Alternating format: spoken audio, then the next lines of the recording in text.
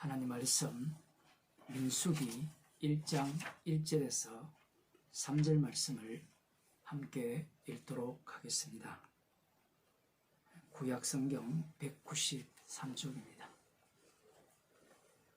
이스라엘 자손이 애굽 땅에서 나온 후 제2년 2월 1일에 여호와께서 시내 광야 해막에서 모세에게 일러 가라사대 너희는 이스라엘 자손의 모든 회중 각 남자의 수를 그들의 가족과 종족을 따라 그 명수대로 계수할지니 이스라엘 중 20세 이상으로 싸움에 나갈 만한 모든 자를 너와 아론은 그 군대대로 계수하되. 아멘. 오랜 시간 동안 레위기를 함께 살펴봤습니다. 레위기가 27장까지 있지만 레위기 사건이 일어난 기간은 며칠이 되지 않아요. 출애굽기 40장 17절에 보면 제2년 1월 1일, 즉 출애굽한 지 만 1년이 되지 않았죠. 2년 1월 1일에 성막이 세워집니다. 성막이 세워진 후에 곧장 제사장 위임식이 거행이 되고요. 그 제사장 위임식이 7일간 거행됩니다. 제사장이 세워진 이후에 8일째, 레위기 9장이니까 그게 나오는데 제 8일째 이 아론은 자신을 위하여 속죄제를 드리고 이후에 백성들을 위해서 속죄제, 화목제, 번제를 드리게 됩니다. 그렇게 되면 정월 1월 8일이 되겠죠. 8일이고 그리고 6월절을 지키려면 1월 10일에 6월절 어린 양을 취해야 합니다. 민수기 9장을 보면 여호와 하나님께서 이렇게 말씀을 합니다. 1절에 애굽 땅에서 나온 다음에 정월에 여호와께서 시내 광야에서 모세에게 일러 가라사대 이스라엘 자손으로 6월절을 그 정기에 지키게 하라. 그 정기 곧 이달 14일 해 질 때에 너희는 그것을 지키되 그 모든 율례와 그 모든 규례대로 지킬지니라. 모세가 이스라엘 자손에게 명하여 6월절을 지키라매 그들이 정월 14일 해질 때에 시내 광야에서 6월절을 지켰으되 이스라엘 자손이 여호와께서 모세에게 명하신 것을 다 쫓아 행하였더라. 이 6월절은 출애굽한 지 제2년 정월입니다. 6월절을 지키려면 정월 10일에 6월절 어린 양을 취하여야 되기 때문에 이 명령은 제사장 위임식이 이루어지고 7일간 위임식이 이루어지고 8일째 아론과 그 자손들을 위한 속죄제와 화목제 번제를 드리고 그리고 이스라엘 백성들을 위하여 속죄제, 화목제, 번제를 드린 이후 그렇게 되면 9일이 하루가 남죠. 레위기가 정월 1월 1일부터 출애굽한 지 제2년이죠. 1월 1일부터 1월 9일 사이, 10일 사이에 기록된 말씀입니다. 지금 이 얘기를 왜 하느냐? 민수기 1장 1절을 방금 우리들이 읽었죠. 민수기 1장 1절을 보면 애굽 땅에서 나온 후 제2년 2월 2일에 여호와께서 시내 광야 해막에서 모세에게 말씀하셨다. 이렇게 말씀하고 있어요. 우리들은 어떤 역사를 기록할 때 순서적으로 기록하는 게 좋죠. 시간의 흐름에 따라. 그렇다면 민수기 9장이 민수기 1장으로 와야 돼요. 왜냐하면 그때가 정월 6월절을 지키는 절기이기 때문에 그래요. 6월절이 중요합니까? 중요하지 않습니까? 이 말씀을 드리기 전에 먼저 사복음서를 보면 사복음서가 예수님이 행하신 그 시대 순으로 사건들이 기록된 것도 있고 뒤죽박죽으로 모아놓은 것도 있어요. 사람들은 그 말씀에 대해서 굉장히 불쾌하죠. 왜 그렇게 하시는가? 그런 질문은 진멸받을 인간이 할 질문이 아니에요. 민수기에서 왜 하나님께서 모세를 통하여서 백성들의 수, 여기에 보면 싸움에 나갈, 싸움이라니까 조금 동네 싸움이라 이렇게 생각하는데, 전쟁에 나갈 만한 모든 자를 너희 아론은 그 군대대로 계수하라. 어떤 번역에는 진영 이렇게 표현할 수 있는데 군대입니다. 여러분 생각에는 이 싸움에 전쟁에 나갈 군대 숫자를 세는 게 중요합니까? 아니면 6월절, 그것도 출애굽한 이후 두 번째 6월절이죠. 첫 번째 6월절은 이스라엘 백성들이 피동적으로 어쩔 수 없이 지키게 되었다면, 두 번째 6월절은 물론 하나님께서 모세에게 명하셔서 지키게 되는데, 어쨌든 이스라엘 백성들이 두 번째 6월절, 출애굽한 이후의 첫 번째 6월절이죠. 그 6월절을 지키는 것이 얼마나 중요할까요? 요즘도 6월절이 중요하다고 6월절을 지키지 않은 그러한 집단들이 있잖아요. 일반 교회라고 하면 이단이라고 이렇게, 다 이단이지만 이단이라고 이렇게 규정되지 않은 그런 교회들이 나팔절을 지키고 수장절을 지키잖아요. 맥주절을 지킨 지는 오래되고 이제는 곧 6월절까지 지키자고 덤빌 겁니다. 하나님의 교회가 앞서갔거든요. 6월절을 지키니까 돈이 돼요. 나중에는 대속죄일을 지키자고 할 거예요. 대속죄일날 하나님께 제대로 드려야 되고, 이 6월절이 중요하죠. 여러분 생각에는 어떻습니까? 사업에 나갈, 전쟁에 나갈 군대대로 계수하는 게 중요합니까? 6월절이 중요합니까? 기독교에서 6월절보다 중요한 게 없잖아요.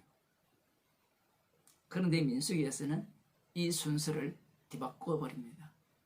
왜 그러냐? 그 이유가 있어요.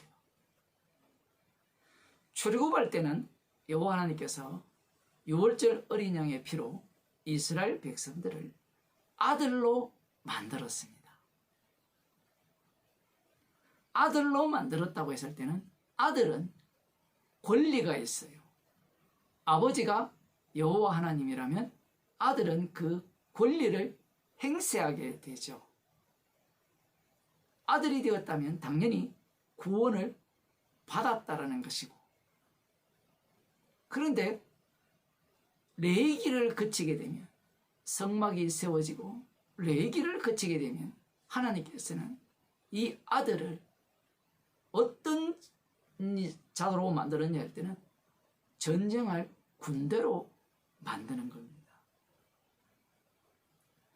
이게 왜 중요하냐라고 할 때는, 아들을 만들어서 너는 내 아들이야, 신약으로 표현하면 십자가의 피로 너는 구원받았어, 하나님의 양자야. 인간이 여기에 미쳐 있잖아요. 구원받는 데 미쳐 있거든요. 하나님께서 아들을 만든 목적이 있어요. 그 목적이 무엇이냐라고 하면 전쟁할 군대로 만들기 위한 아들이라는 겁니다. 우리가 레위기를 살펴보았지만, 출애굽기를 살펴보았지만, 이스라엘 백성들이 하나님의 아들다운 면모는 눈꽃만큼도 없어요. 레위기 10장에 보면 제사장들조차도 그러하잖아요. 그런데 그럼에도 불구하고 그들을 아들로 지속시켜 오셨고, 이 아들을 민수기에서는 전쟁할, 여호와의 전쟁을 수행할 군대로 만드시는 겁니다. 그래서 민수기에서는 시간적 순서를 뒤바꿔 놓은 거예요. 주님은 다 아세요. 무엇을 아시는가 하면요, 인간들은 유월절 어린 양이 비록 구원받았다에 관심이 있어요. 천국 가는 데 관심이 있거든요. 그런데 하나님께서는 구원하여서 이 약속의 땅에 들어가는 것이 목적이 아니라 그들을 군대로 만드는 것이 목적입니다. 그러면 약속의 땅에는 여호와의 군대만이 들어갈 수 있어요. 하나님께서는 민수기를 통하여 여호와의 군대가 어떠함을 보여주시는 겁니다. 우리는 민수기로 읽잖아요. 영어 성경으로는 numbers라고 읽죠. 숫자들, 이렇게 이 제목이 기록되어 있거든요. 숫자를 셉니다. 민수기는 이 출애굽한 지 제2년 1월 10일, 9일 아니면 10일부터 제40년 10월달까지의 내용이 담겨 있어요. 광야 39년 정도의 그 기간이 민수기에 다 담겨 있습니다. 숫자를 2번 세죠. 가데스 바냐에서 반역한 이후에 39년 정도를 돌아다닌 이후에 숫자를 세는 게 있고, 지금 앞서 지금 1장 이 전반부에 숫자를 세는 내용이 기록되어 있습니다. 숫자들이라고 제목을 지은 이유는 70인경에 숫자들이라고 기록되어 있기 때문에 그래요. 한국어는 민수기라고 어역을 한 거예요. 백성의 수를 기록한 거. 뭐 이렇게 기록하든 저렇게 기록하든 별 문제가 아닙니다.